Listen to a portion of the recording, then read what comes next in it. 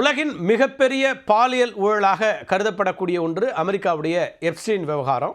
இதை பற்றி தான் இன்றைக்கு டிகோட் பகுதியில் பார்க்குறோம். ஏற்கனவே இந்த எப்ஸ்டீன் டேப்ஸ் பற்றி நிறைய நம்ம பேசியிருக்கிறோம். புதிய விஷயங்கள் வந்திருக்கின்றன, அதை பற்றி தான் இன்றைக்கி பார்க்க இருக்கிறோம். இந்த விவகாரம் தொடர்பான அனைத்து கோப்புகளையும் வெளியிட அனுமதிக்கக்கூடிய மசோதாவில் அமெரிக்க அதிபர் டொனால்ட் ட்ரம்ப் கையெழுத்திட்டிருக்கிறார்.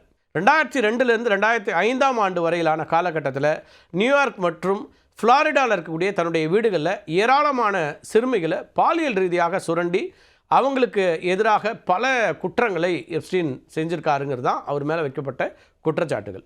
முன்னாள் அதிபரான பில் கிளின்டன், தற்போதைய அதிபர் டொனால்ட் ட்ரம்ப், பிரிட்டனுடைய இளவரசர் ஆண்ட்ரூ, இப்படி உலகத் தலைவர்கள், அரசியல்வாதிகள், தொழிலதிபர்கள், அது மட்டும் இல்லாமல் நிறைய பிரபலங்களோட நெருக்கமான தொடர்பில் இருந்தவர் தான் இந்த எப்ஸ்டீன்.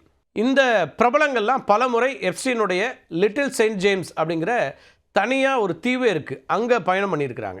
சட்டப்பூர்வ ஆவணங்கள், அது மட்டும் இல்லாமல் நீதிமன்ற வழக்குகளில் பாதிக்கப்பட்டவர்களுடைய அல்லது சாட்சிகளுடைய உண்மையான அடையாளங்களை பாதுகாப்பதற்காக அவர்களுடைய பெயர்களுக்கு பதிலாக ஜான் டோ அல்லது ஜான் டோ அப்படிங்கிற புனை பெயர்களை பயன்படுத்துறது வழக்கம்.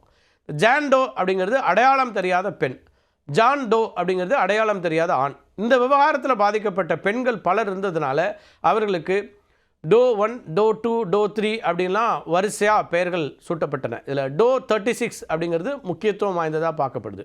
ஏன் அப்படின்னா டோ 36 அப்படின்னு குறிப்பிடப்பட்ட பெண் எப்ஸ்டீனுடைய அவருடைய கூட்டாளியாக இருந்த கிலைன் மேக்ஸ்வெல்லோட இவங்களுக்கெல்லாம் எதிராக சட்ட நடவடிக்கை எடுத்த ஒரு பெண்.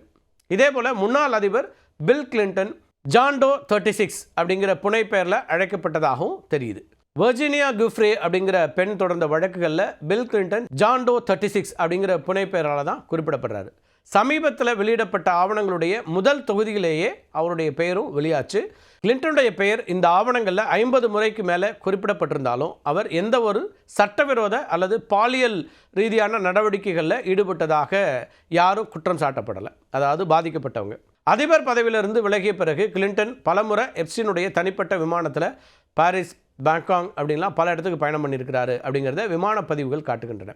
ஆனாலும் கிளின்டனுடைய பிரதிநிதிகள் அவர் எப்ஸ்டீனுடைய தனிப்பட்ட தீவான லிட்டில் செயின்ட் ஜேம்ஸ் தீவுக்கு சென்றதில்லை அப்படின்னு தொடர்ந்து மறுத்துக்கிட்டே இருக்கிறாங்க.